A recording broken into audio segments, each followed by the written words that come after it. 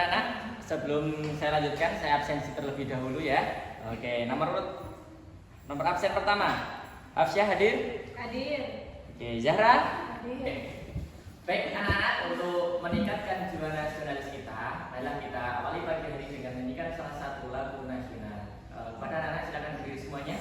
Pada yang belajar untuk memimpin.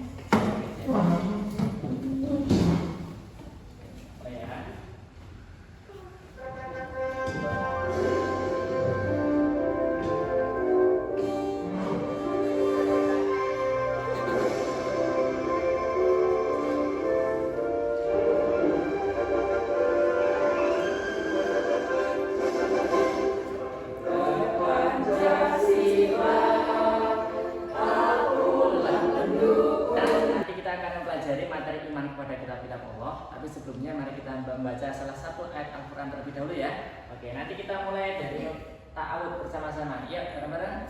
1, 2, 3. A'udzu billahi minasyaitonir rajim. Bismillahirrahmanirrahim.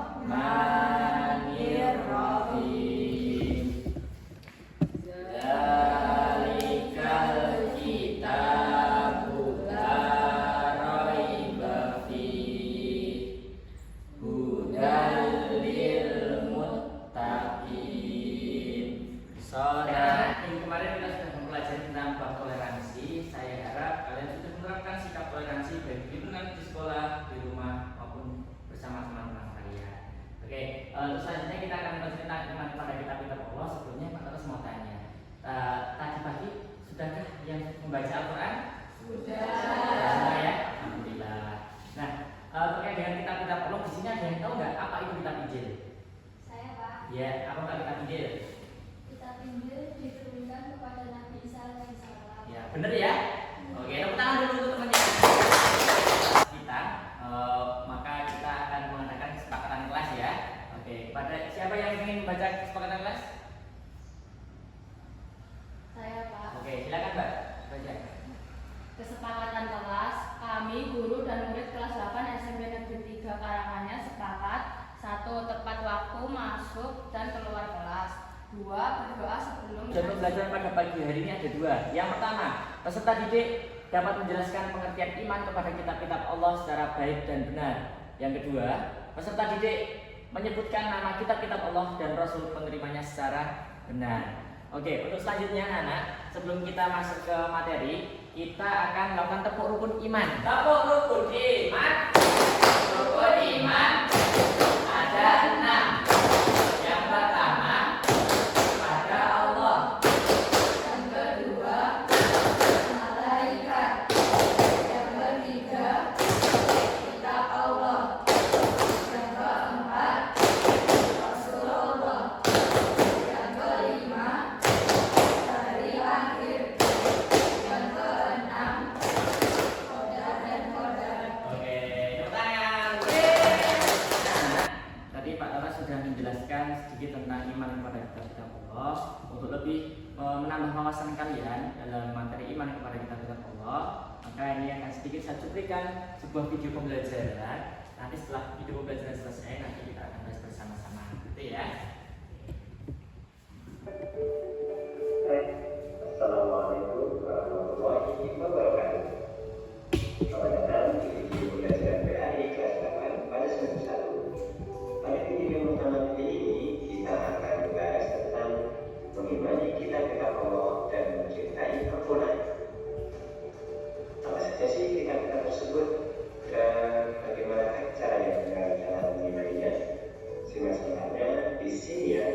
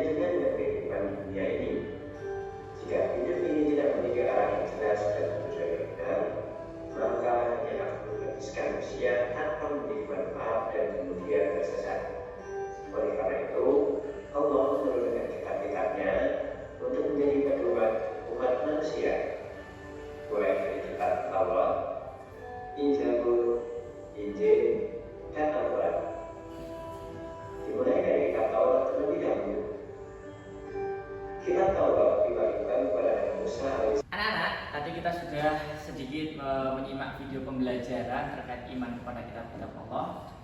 Silakan yang bisa mengambil pelajaran dari video pembelajaran tadi siapa? Oke. Ini sekantor saya Pak. Saya Pak Ali. Saya Pak, Ya, silakan.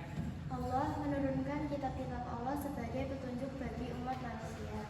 Ya, benar ya. Nah, untuk lebih memahami materi tentang iman kepada kitab-kitab Allah, atas mau menampilkan sebuah powerpoint tentang iman kepada kitab-kitab Allah, silakan nanti perhatikan dan apabila ada yang ditanyakan silakan nanti tanyakan. Gitu ya. Oke, anak-anak, yang pertama, kalian punya iman semua ya? Nah, iman itu letaknya di mana? Di hati, diucapkan dengan lisan dan diamalkan dengan perbuatan. Oke, iman kepada kitab-kitab Allah adalah meyakini dengan sepenuh hati bahwa Allah telah menurunkan kitab-kitabnya sebagai pedoman hidup bagi umat manusia. Kitab-kitab ini berisi ajaran, petunjuk, dan hukum-hukum yang membawa manusia kepada kebaikan di dunia dan di akhirat. Oke, yang berikutnya anak-anak. Nah, tadi sudah dijelaskan deh tentang kitab-kitab Allah. Yang pertama ada kitab Taurat. Kitab Taurat diturunkan kepada Nabi Musa alaihissalam. Berikutnya ada kitab Zabur. Kitab Zabur diturunkan kepada Nabi Daud. Yang ketiga ada kitab Injil diturunkan kepada Nabi Isa alaihissalam. Yang terakhir ada kitab Al-Quran yang diturunkan kepada Nabi Muhammad SAW. Oke, anak-anak. Nah, ketika kita beriman kepada kitab-kitab Allah ini memiliki fungsi ya. Nah, fungsinya yang pertama ini sebagai petunjuk hidup. Kenapa kok ketika kita beriman kepada kitab-kitab Allah itu sebagai petunjuk? Anak-anak pernah pergi ke suatu tempat ya yang menggunakan Google Map? Pernah ya? Nah, coba kalian belum pernah masuk ke suatu wilayah, kalian mencari suatu tempat tapi tidak ada Google Map, kira-kira sampai tujuan dengan cepat atau sesat? Nah, salah satu fungsi kitab-kitab Allah sebagai petunjuk hidup. Nah, seperti Google Map, kalau kita pengen pergi ke suatu tempat, kita ada Google Map, kita diberikan petunjuk yang jelas. Oh, jalannya seperti ini, jalannya seperti ini. Jadi biar kita sampai tujuan dengan cepat dan tepat. Ya, kalau tidak ada petunjuk, pasti kita akan tersesat. Yang berikutnya, fungsinya sebagai pemimpin menuju jalan yang benar. Yang berikutnya menegaskan kebenaran kitab sebelumnya. Yang tepatnya pada fungsi kitab Al-Quran. Jadi kitab Al-Quran ini sebagai penyempurna kitab-kitab terdahulu. Oke, anak-anak, ketika kita beriman kepada kitab-kitab Allah, kita ada hikmah ya, hikmah yang bisa kita ambil ketika kita beriman kepada kitab-kitab Allah, tentu saja ada hikmah yang bisa kita ambil dalam kehidupan kita sehari-hari. Siapa yang ingin menjelaskan tentang hikmah ketika kita beriman kepada kitab-kitab Allah? Oke, baik Mbak Elisa, silakan. Satu, menumbuhkan keimanan yang kuat. Dua, meningkatkan rasa syukur. Tiga, mempererat toleransi. Empat, mendorong untuk belajar dan mengamalkan isi Al-Quran. Ya, bagus. Nah, anak-anak, ketika kita beriman kepada kitab-kitab Allah, hikmah yang pertama itu yaitu menumbuhkan keimanan yang kuat. Jadi semakin kita percaya, kita yakin dengan kitab-kitab Allah, iman kita akan kuat, iman kita tidak akan tergoyahkan. Yang berikutnya meningkatkan rasa syukur. Kenapa kita bisa meningkatkan rasa syukur ketika beriman kepada kitab-kitab Allah? Ya, tentu saja. Selanjutnya, anak-anak, kita akan masuk ke penerapan ketika kita beriman kepada kitab-kitab Allah. Yang pertama, ini gambar apa, anak-anak? Orang sedang membaca Al-Quran. Yang berikutnya ini ada apa? Saling tolong. Yang terakhir, saling menghormati. Nah, jadi kalau anak-anak beriman kepada kitab-kitab Allah, inilah contoh penerapannya. Kalian di rumah rajin membaca Al-Quran, rajin ke masjid ngajar TPA. Ini salah satu contoh penerapan ketika kita beriman kepada kitab-kitab Allah. Yang berikutnya, saling menolong. Kenapa kok bisa saling menolong? Ya, tentu saja karena dalam perbedaan kita saling menolong. Ya, kepada siapapun ditanya, pada guru, pada orang tua, pada teman, pada masyarakat dan lain sebagainya. Yang terakhir, kita akan saling menghormati. Ya, di sekolahan kita, ya kan ada yang agamanya Islam, ada yang Hindu, Kristen. Nah, sikap kita sebagai umat Muslim, kita saling menghormati, kita jaga toleransi kita. Nah, ya, Pak Atas akan membagikan LKPD. Yang berikutnya nanti akan saya bagi kelompok ya. Nah, ini kelompoknya, nama kelompoknya, silakan bergabung dengan kelompoknya masing-masing, silakan. Siap, bagi kelompok. Ada.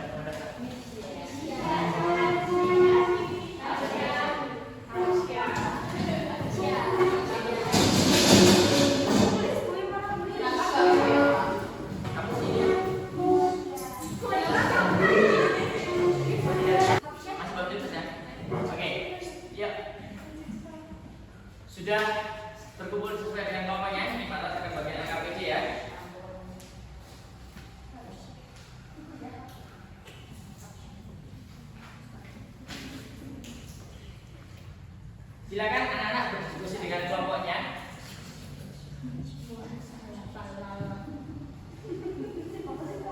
Sampai kita sudah berapa? Ada 5 ya. Kelompok 3. Nah, kita penjelasan ada berapa?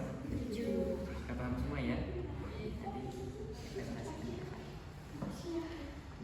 Akan Pak Latas beri waktu 10 menit untuk mengerjakan LKPD ini.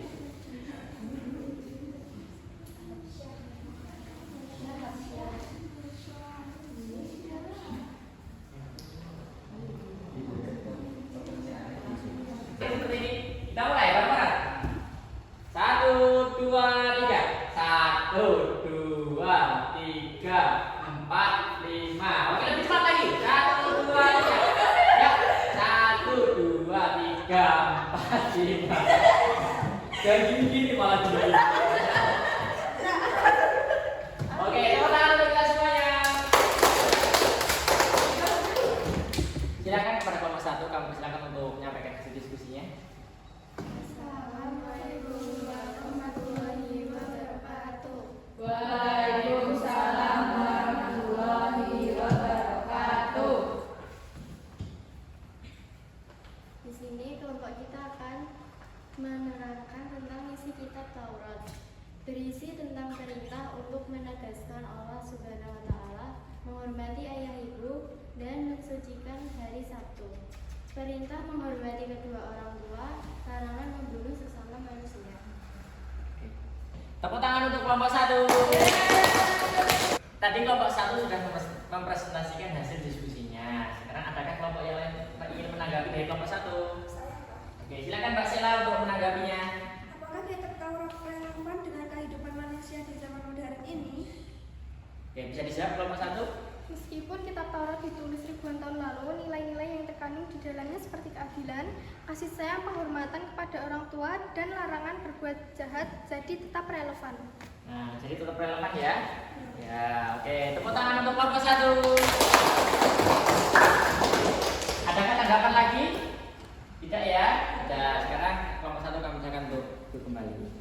Untuk presentasi berikutnya kelompok 2 kami silakan untuk maju.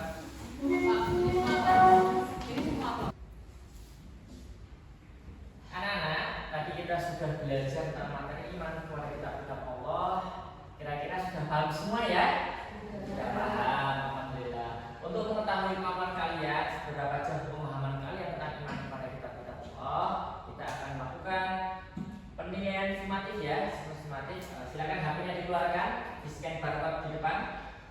Saya kasih waktu 10 menit untuk mengerjakan tes sumatifnya. Silakan. Scan dulu sudah.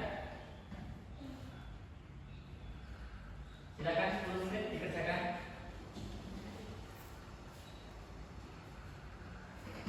Kerjakan isi. Untuk namanya harus jelas kelasnya.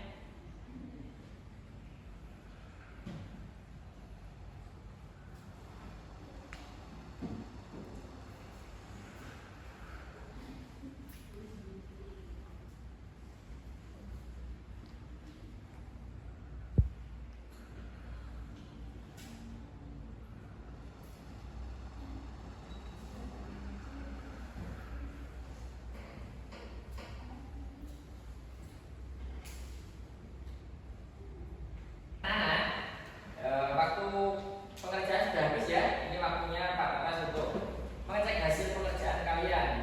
Ini saya cek ada 8 siswa yang memiliki nilai di atas KKTP.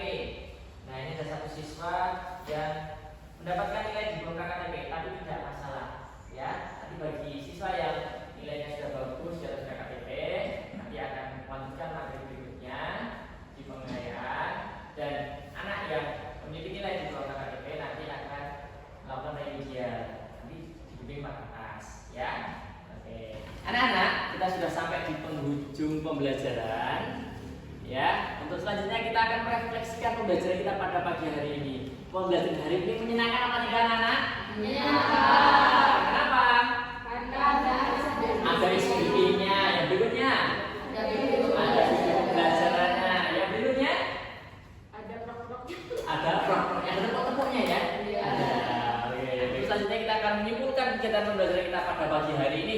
Silakan yang ingin menyimpulkan kegiatan pembelajaran pada pagi hari ini siapa? Saya Kak. Oke, silakan ke Mbak Novi. Iman kepada kitab-kitab Allah adalah rukun iman yang ketiga yang wajib diimani. Kitab-kitab Allah berfungsi sebagai panduan hidup manusia dan membawa ajaran yang mulia untuk kebahagiaan di dunia dan akhirat. Pada minggu depan kita akan mempelajari menjadi pribadi berintegrasi dengan sifat amanah dan jujur. Baik anak-anak, mari kita akhiri kegiatan pembelajaran kita pada pagi hari ini dengan berdoa terlebih dahulu. Para ketua kelas kami persilakan untuk memimpin.